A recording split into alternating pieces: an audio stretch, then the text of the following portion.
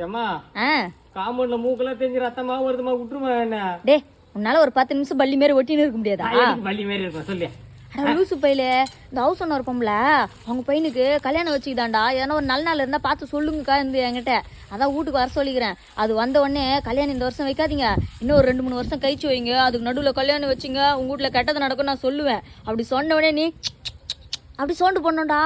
அவகிட்ட கெட்டது நடக்குது, நான் எதுக்கு சவுண்ட் ஒண்ணா? டே அவ இந்த சாஸ்திர சம்மதத்துல நம்புவாடா. பள்ளி உச்சி கொட்டிச்சுனா நல்ல நேரம், பூனை குறுக்கு போச்சுன்னா கெட்ட நேரம், அப்படிலாம் அவன் நினைப்பாடா. அதுக்குதான் ஏமா ஒரு பள்ளி கத்துனா சாப்பாட்டு கத்தும் இறைய வர வைக்கிறதுக்காக. அப்படி இல்லைன்னா ஒரு பெண் பள்ளி ஆண் பள்ளி இனப்பெருக்கிறதுக்காக கூப்பிடலாம். இதெல்லாம் ஒரு உங்களுக்கு இதுவாயுது.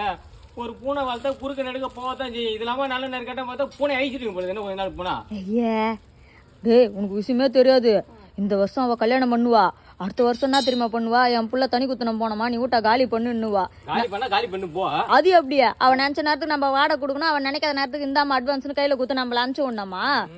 எல்லாம் நம்ம கையில் தாண்டாகுது. நீ அழகா உச்சி கொட்டுரு சாமி. என்ன ஆமா பள்ளி சாப்பாட்டுல வேண்டா சாப்பிட்டா செத்துருவாங்க தானே? ஆமா. நீ எப்ப சாப்பிட போவா? ஏன் இல்ல சும்மா கேட்டேன்.